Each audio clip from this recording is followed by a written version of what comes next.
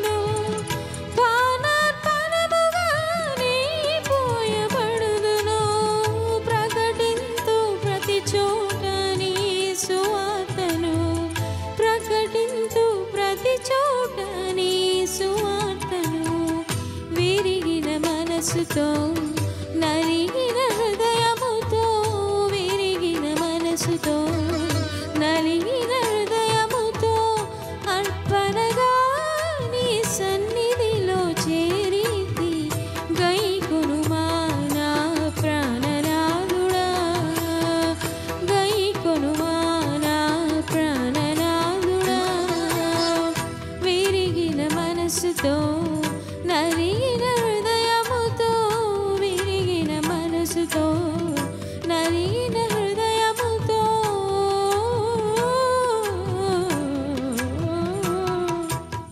హల్లెలూయా.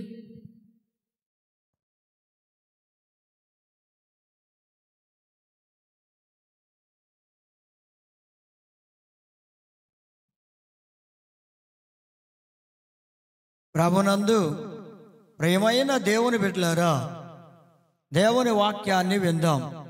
మత్తయి సువార్త 7వ అధ్యాయం 21వ వచనం. ప్రభువా ప్రభువా అని పిలుచు ప్రతి వాడును పరలోక రాజ్యములో ప్రవేశింపడు గాని పరలోకమందున్న నా తండ్రి చిత్త ప్రకారము చేయువాడే ప్రవేశించును. ప్రేమైన దేవుని బిడ్డలారా, దేవుని చిత్త ప్రకారం, తండ్రి చిత్త ప్రకారం చేసేవాడు మాత్రమే పరలోక రాజ్యములో ప్రవేశించునని ప్రభు అయిన యేసుక్రీస్తు వారు స్పష్టంగా చెప్తున్నారు. ఆయన చెప్పిన మాటే ప్రభువా ప్రభుని పిలిచినంత మాత్రాన్ని పరలోక రాజ్యములో ప్రవేశించాడు గాని తండ్రి చిత్త ప్రకారం, ఆయన తండ్రి చిత్త ప్రకారం అనగా దేవుని చిత్త ప్రకారం చేయువాడే పరలోక రాజ్యములో ప్రవేశించాడు. ఇప్పుడు చూడండి, ఆయన చిత్త ప్రకారం, ఆయన చిత్తము అంటే ఆయనకి ఏది ఇష్టమో అది జరిగించాలి. ఆయనకి ఇష్టమైన దాన్ని జరిగించడమే. రెండవది, ఆయన వాక్య ప్రకారం చేయడమే ఆయన చిత్తం. అందుకే యోహాను రాసిన మొదటి పత్రిక 2వ అధ్యాయం 17వ వచనంలో అంటున్నాడు, లోకమును దాని ఆశ గతించిపోవచ్చున్నది గాని దేవుని చిత్తము జరిగించువాడు నిరంతరము నిలుచును. నిరంతరము నిలిచేవారు ఎవరయ్యా అంటే దేవుని చిత్తమును జరిగించువారు మాత్రమే. లోకము దాని ఆశ గతించిపోతుందండి, కానీ దేవుని చిత్త ప్రకారం జరిగించేవారు నిరంతరము నిలుచును. అనగా వారు పరలోక రాజ్యములు చేరి నిరంతరము జీవిస్తూ ఉంటారు. నిరంతరము నిలిచేవారు అండి, నిరంతరము నిలుచును. కనుక ప్రియమైన దేవుని బిడ్డలారా, దానియేలు గ్రంథం 12వ అధ్యాయం 3వ వచనంలో చూస్తే, నీతి మార్గమును అనుసరించి ఎవరు నడుచుకుంటున్నారో ఆ నడుచుకునేవారు ఎవరిని అంటే అనేకులను దేవుని తట్టు త్రిప్పుతారో వారు నక్షత్రముల వలె నిరంతరము ప్రకాశిస్తారు. అవును ప్రియమైన దేవుని బిడ్డలారా, నీతి మార్గాన్ని అనుసరించాలి. నీతి మార్గం అనగా ప్రభు అయిన యేసుక్రీస్తు ప్రభు మార్గమే. ఆయన మార్గమే నీతి మార్గం.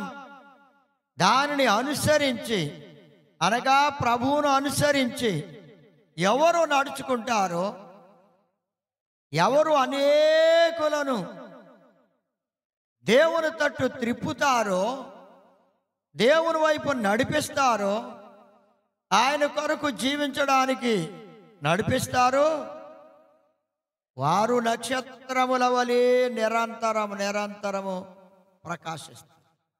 ఆకాశముందున్న నక్షత్రములు నిరంతరము ప్రకాశిస్తూ ఎల్లప్పుడూ అవి ప్రకాశిస్తూనే ఉన్నాయి. కనుక ప్రభుని ఎరిగిన బిడ్డలు, ఆయన చిత్తమును నెరవేర్చే బిడ్డలు నిరంతరము వాళ్ళు ప్రకాశిస్తూ ఉంటారు. వారిలో దేవుని వెలుగు ఉంది కనుక ఆ వెలుగు ఎల్లప్పుడూ ప్రకాశిస్తూనే ఉంటుంది. ఆ వెలుగును చూచిన వారు అనేక మంది దేవుని వద్దకు వస్తారు, దేవుణ్ణి తెలుసుకుంటారు, దేవుని బిడ్డలుగా జీవిస్తారండి. అందుకే నీతి మార్గమును అనుసరించాలి. ప్రభు అయిన యేసుక్రీస్తు వారిని వెంబడించాలి, ఆయన అనుసరించాలి. ఆయన చెప్పిన మాట ప్రకారం చేయడమే ఆయన చిత్త ప్రకారం చేయడం. ఇంకా ప్రేమనద్దామని బిడ్డలారా, ఆయన చిత్తాన్ని నెరవేర్చిన ఇద్దరు వ్యక్తులను మీ ముందు పెట్టడం జరుగుద్ది. చూడండి, ఆ ఇద్దరు వ్యక్తులలో మొదటి వ్యక్తి దావీదు. ఈయనను గూర్చి దేవుడే సాక్ష్యం ఇచ్చాడు.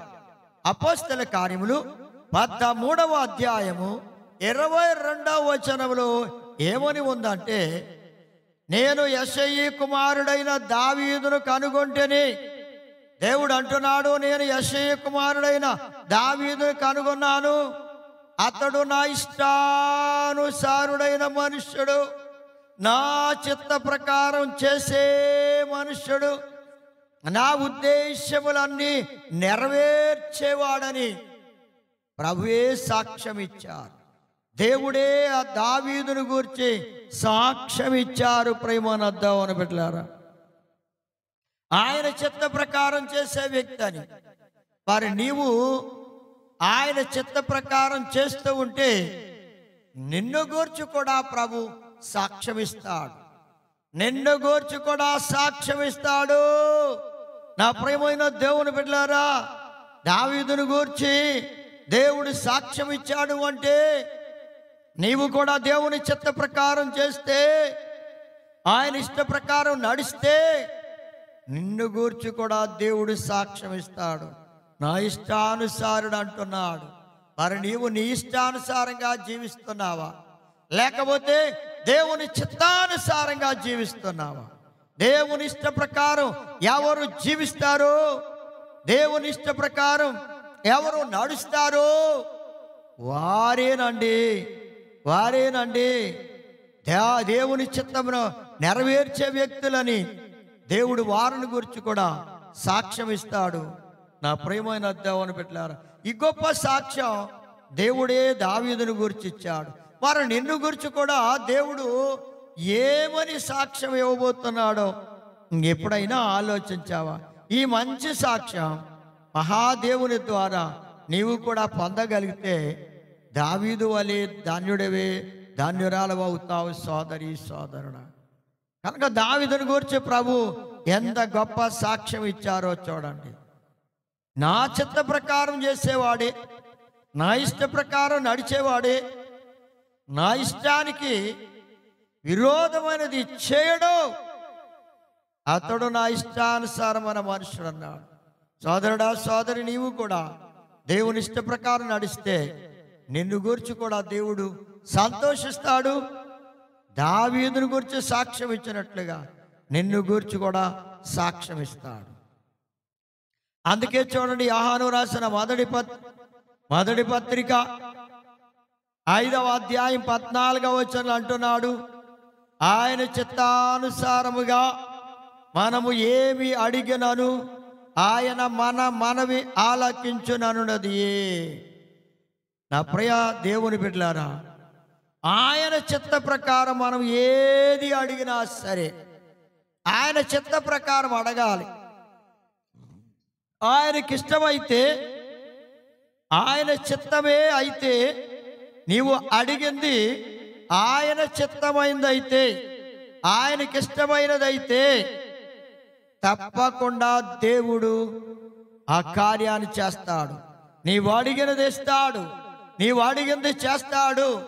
అనేక సార్లు నీవు అడుగుతూ కూడా పొందలేని పరిస్థితులు నీ జీవితంలో అనేకమైనవి నీకు తటస్థిస్తూ ఉంటాయి. అలాంటి సమయంలో నిరాశపడి దేవుణ్ణి విడిచిపెట్టే స్థితిలో ఉన్నావేమో. అలా దేవుణ్ణి విడిచిపెట్టద్దు. ఎందుకంటే నీవు అడిగింది నీకు ఇష్టం కానీ దేవునికి ఇష్టం కాదు గనుక నీవు అడిగింది నీకు అనుగ్రహించబడడం లేదని గుర్తించాలి తప్ప, అది ఆయనకి ఇష్టమైందైతే ఆయన తప్పకుండా నీ ఎడల చేస్తాడు. నీవు అడిగిన మనవి ఆలకించి. అంటే నీవు అడిగింది ఆయనకి చిత్తానుసారమైంది కాదు. ఆయనకి ఇష్టమైంది నీవు అడగడం లేదు గనుక, నీకిష్టమైందే నీవు అడుగుతున్నావు గనుక అది నీవు పొందలేకపోతున్నావు. ఈ గొప్ప సత్యాన్ని నీవు గ్రహిస్తే నీ జీవితంలో నీవు అడిగినది నీవు పొందలేకపోయావని నిరాశ పడవు గాని, అయ్యో నాలో ఏ బలహీనత ఉంది, ఏ లోటు ఉన్నది, ఏ విధంగా నేను దేవుని చిత్తాన్ని నెరవేర్చాలని నిన్ను నీవు సరి చేసుకుంటూ ప్రభువు చిత్తానుసారంగా చేయడానికి విధేయత చూపితే దేవుడు తప్పకుండా నీ మనవి ఆలకించి నీవు అడిగినది ఆయన చేస్తాడు. నీవు అడిగింది ఆయన ఇస్తాడు. నీవు పొందుకుంటావు సోదరి సోదరుడా. అలాగే చూడండి, దేవుని వాక్యములో నా ప్రియమైన దేవుని బిడ్డలారా, లూకాసు సువార్త 11వ అధ్యాయం 28వ వచనం అంటున్నాడు, దేవుని వాక్యం విని దానిని గైకొను వారు మరి ధన్యులని చెప్పెను. ఇది దేవుని చిత్తం. అంటే దేవుని వాక్యం వినాలి, దాని ప్రకారం గైకొనాలి, అంటే దాని ప్రకారం నడవాలి. వాక్యాన్ని విని దాన్ని గైకొనడం అంటే దాని ప్రకారం నడవడమే, అదే దేవుని చిత్తం అండి. కనుక ఇప్పుడు దేవుని చిత్తం అంటే ఏమిటి అంటే, వాక్య ప్రకారం ఎవరు నడుస్తారో వారు దేవుని చిత్త ప్రకారం చేసిన వారే.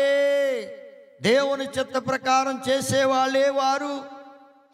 మరి నీవు దేవుని వాక్యాన్ని వింటున్నావు, దాని ప్రకారం నడుస్తున్నావా, లేకపోతే నీ ఇష్ట ప్రకారం నడుస్తున్నావా? దేవుని వాక్య ప్రకారం నడవడమే దేవుని చిత్తం.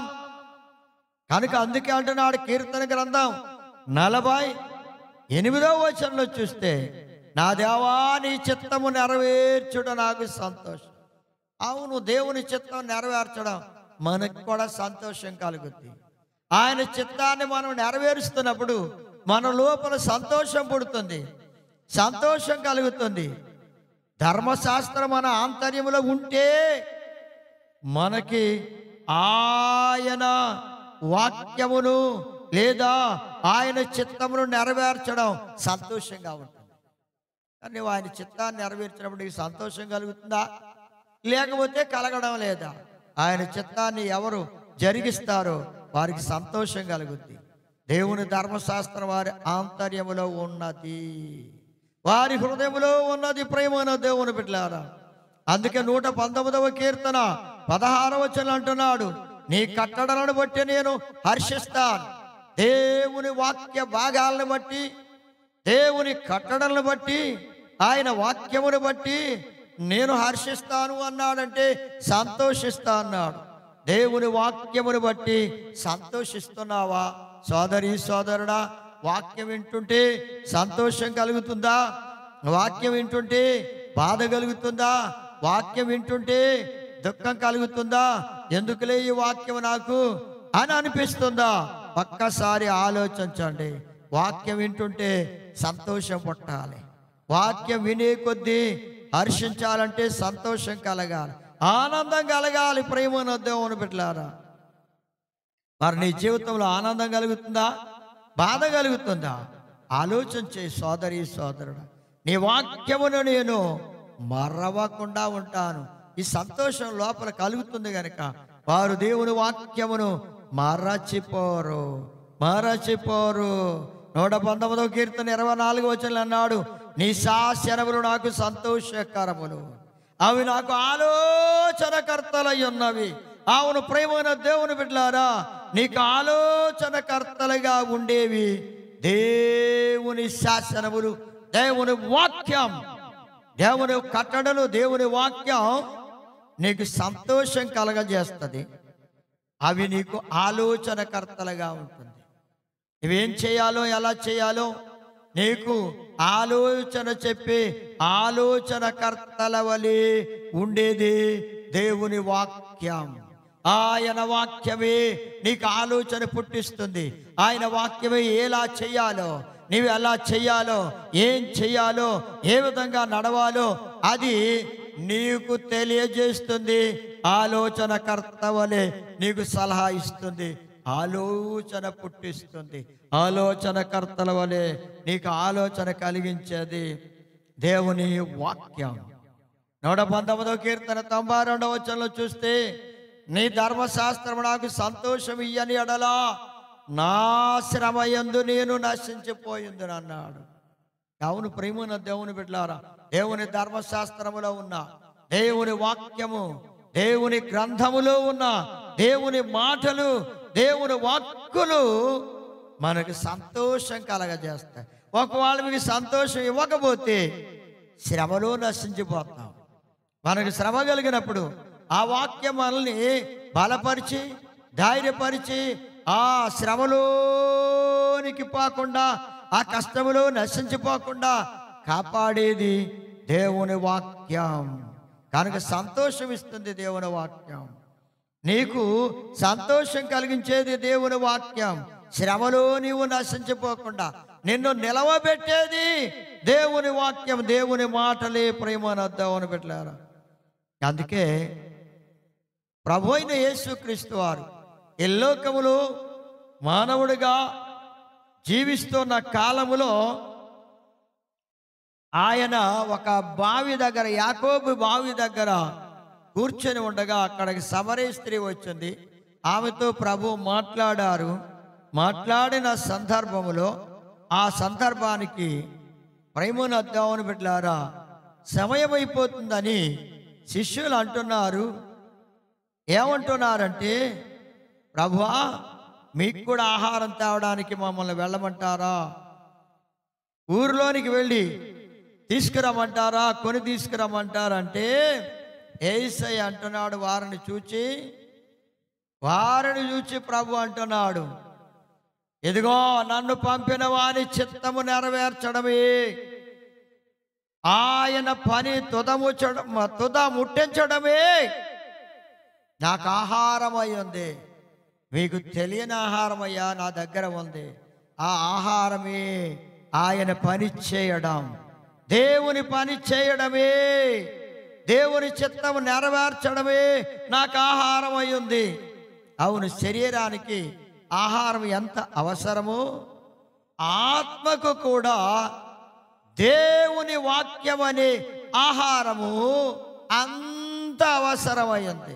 మన దేహానికి ఆహారం ఎంత అవసరమై ఉంటే మన ఆత్మకు దేవుని వాక్యం అనే ఆహారం, ఆత్మీయ ఆహారము అంత అవసరమై ఉందండి. అంత అవసరమైంది ప్రేమనద్దామని పెట్టారా. అది ఆయన చిత్తం నెరవేర్చడమే మనకి ఆత్మీయ ఆహారమై ఉండాలి. ఎప్పుడు కూడా దేవుని వాక్య ప్రకారం నడవడమే, ఆయన చిత్తం నెరవేర్చడమే, ఆ వాక్యమే మనకు ఆహారం అయి ఉండాలి. మనుషుడు రొట్టె వలన కాదు గాని దేవుని నోట నుండి వచ్చు ప్రతి మాట వలన జీవించను అన్నాడు. దేవునికి స్తోత్రం. కనుక ప్రేమను దేవుని బిడ్డలారా, ఆయన నోట నుండి వచ్చే మాటే మనల్ని జీవింపచేసేది. ఆయన చిత్తము నెరవేర్చడమే, ఆయన వాక్యము నెరవేర్చడమే, ఆయన వాక్యమే మనకి ఆహారం అయి ఉన్నది. అందుకే ప్రేమను దేవుని బిడ్డలారా, రెండవ అంశం ఏమిటంటే, నా ప్రేమైన దేవుని బిడ్డలారా, యోసేపు అనే వ్యక్తిని మనం గుర్చి విందాం. దశలోని రాసిన మొదటి పత్రిక 4వ అధ్యాయం 3వ వచనంలో చూస్తే, జాగ్రత్తమునకు దూరంగా ఉండడమే దేవుని చిత్తం. ఇక్కడ దేవుని చిత్తం అన్నాడు. దీన్ని జాగ్రత్వానికి దూరంగా ఉండడమే దేవుని చిత్తం. యోసేపు జాగ్రత్వానికి దూరంగా ఉన్నాడు. పోతీఫరు భార్య యోసేపును చాలా బాధ పెట్టింది. ఏదో విధంగా అతన్ని పాడు చేయాలని, అతనితో పాపం చేయాలని ఆమె ఎంతో ప్రయత్నం చేస్తే యోసేపు ఆ జారత్వమునకు, ఆమె కోరిన ఆ పాపమునకు ఆయన దూరంగా ఉన్నాడు. జారత్వమునకు దూరంగా పారిపోయాడు, పాపమునకు దూరంగా పారిపోయాడు. అంటే యోసేపు ఏమి నెరవేర్చాడో తెలుసా? దేవుని చిత్తాన్ని నెరవేర్చాడు. మనుషుల ఇష్టాన్ని, మనుషుల చిత్తాన్ని నెరవేర్చలేదు, కానీ దేవుని చిత్తాన్ని నెరవేర్చాడు. దేవుని బిడ్డలారా, యోసేపు వలె మీరు కూడా దేవుని చిత్తాన్ని నెరవేర్చండి. యోసేపు తన జీవితంలో దేవుని చిత్తం నెరవేర్చడానికి ఎంతగా సిద్ధపడ్డాడు.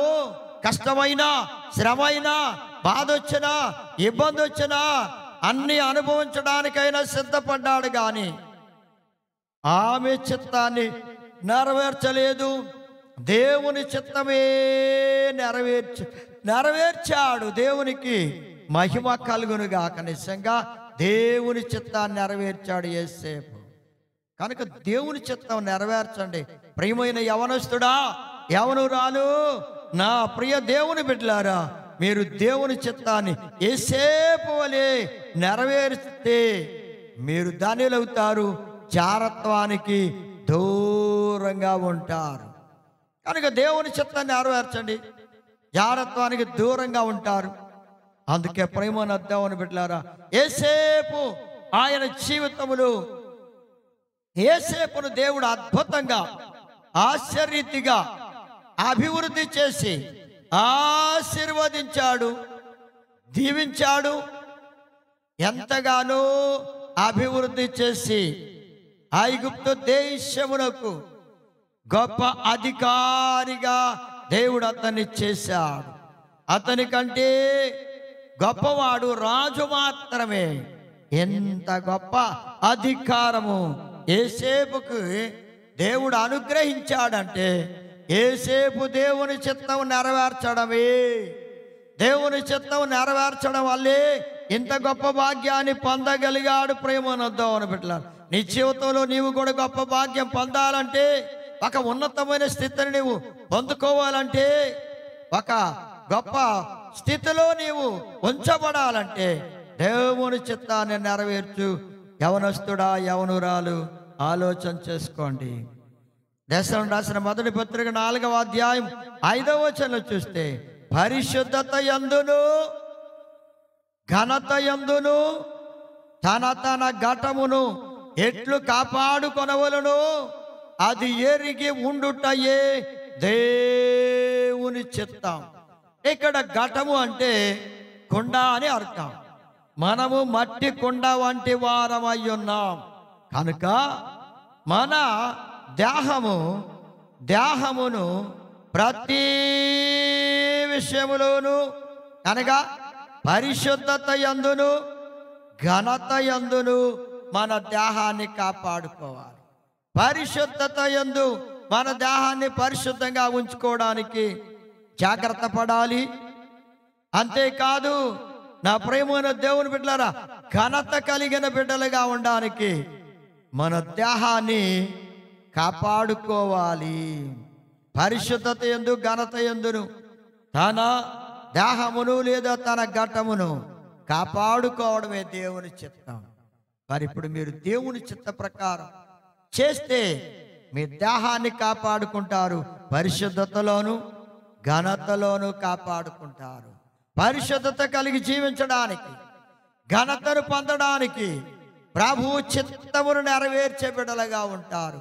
కనుక ప్రభువు చిత్తం నెరవేర్చడమే మీ జీవితంలో ఎంతో అవసరమై ఉంది. ప్రేమోన్నతమైన బిడ్డలారా, అందుకే ఎల్లప్పుడూ ప్రతి విషయమందును కృతజ్ఞతాస్తుతులు చెల్లించుడి.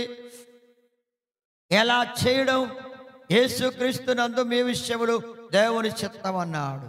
దేవుని చిత్తమేనంటే ప్రతి విషయంలో మనం దేవుడు మనకు చేసిన ప్రతి మేలును బట్టి ఆయనకు కృతజ్ఞతాస్తుతులు చెల్లించండి. ప్రేమోన్నద్దామని పెట్టారా. దశలను రాసిన మొదటి పత్రిక 5వ అధ్యాయం 16వ వచనం నుండి 18వ వచనం వరకు చూస్తే ఈ విషయాలు కనబడుతున్నాయి.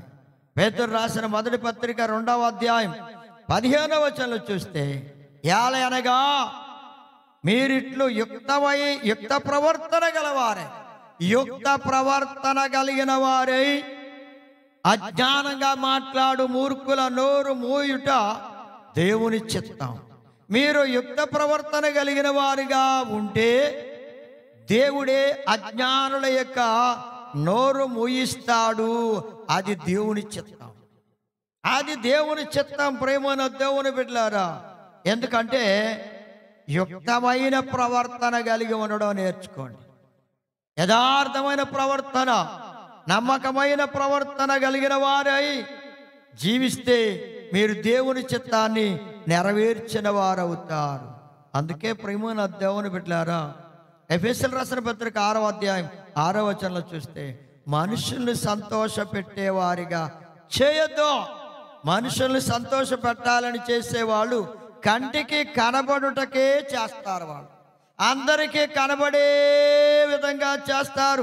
మనుషులందరినీ సంతోష పెట్టే విధంగా ఉండాలంటే అందరి కంటికి కనబడేలా చేస్తారు. ఆ సంతోష పెట్టడం అయితే క్రీస్తు దాసులమని ఎరిగిన మీరు దేవుని చిత్తమును మనఃపూర్వకంగా జరిగించచ్చు. మనుషులకు చేసినట్లు కాదు, ప్రభువుకి చేసినట్లే ఇష్టపూర్వకంగా సేవ చేయండి. దేవుని సేవ చేసే ప్రతి వ్యక్తి కూడా ఇష్టపూర్వకంగానే చేయాలి. అది దేవుని చిత్త ప్రకారం, దేవుని చిత్త ప్రకారమే సేవ చేయాలి. దేవుని చిత్త ప్రకారమే నడవండి. దేవుని చిత్త ప్రకారమే జీవించండి. ప్రేమనొద్దామని బిడ్డలారా, మనుషుల్ని సంతోష పెట్టాలని సేవ చేయడం కాదు, దేవుణ్ణి సంతోష పెట్టే విధంగా మీరు సేవ చేయండి. మీరు చేసే సేవ విషయంలో ప్రభువునకే సేవ చేస్తున్నట్లుగానే సేవ చేయాలి, ఇష్టపూర్వకంగా. అందుచేత ప్రేమనొద్దామని బిడ్డలారా, మనము దేవుని బిడ్డలుగా ఉన్నప్పుడు దేవుని కోసమే నేను ఈ పని చేస్తున్నానని ఎవరికైనా నువ్వు సహాయం చేస్తే, దేవుని బిడ్డలారా మీరు దేవునికే సహాయం చేశామని తలంచి చేయండి. అప్పుడు దేవుని చిత్తాన్ని నెరవేర్చిన వారు అవుతారు. అంతే తప్ప మనుషులకు సంతోష పెట్టాలని చేయవద్దు. అందుకే అన్నాడు మార్కు సువార్త 3వ అధ్యాయం 35వ వచనం అంటాడు, దేవుని చిత్తమును జరిగించేవాడే నా సహోదరుడు, నా సహోదరి అంటున్నాడు, నా తల్లి అంటున్నాడు ప్రభు. యేసు ప్రభు వారిని చూడడానికి ఆయన బోధ చేస్తున్న సమయంలో ఆయన తల్లి, ఆయన అన్నదమ్ములు, వాళ్ళందరూ తమ్ములు అందరూ వచ్చారు, అక్క చెల్లెండి.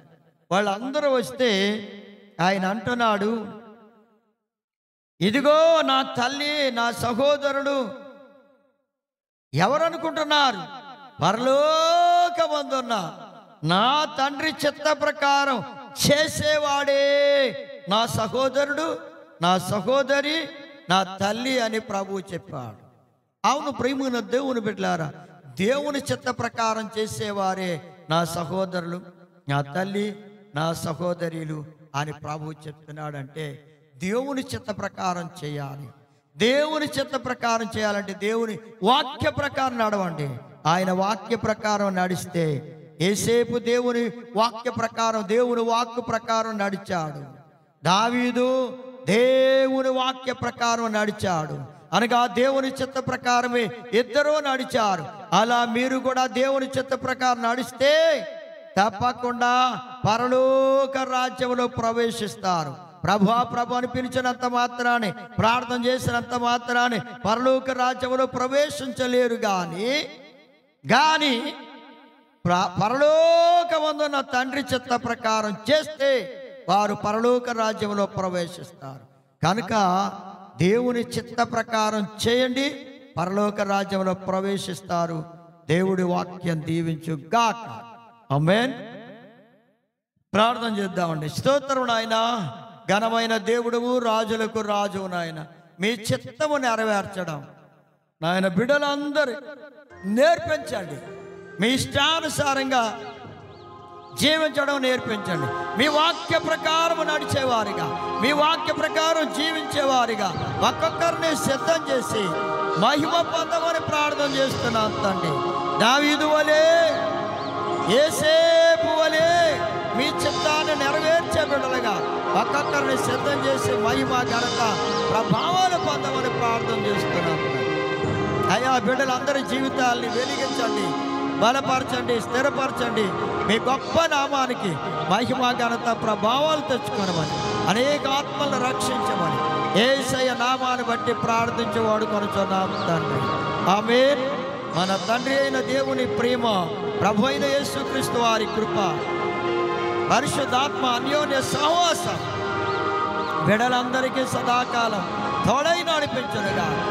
ఆమేన్.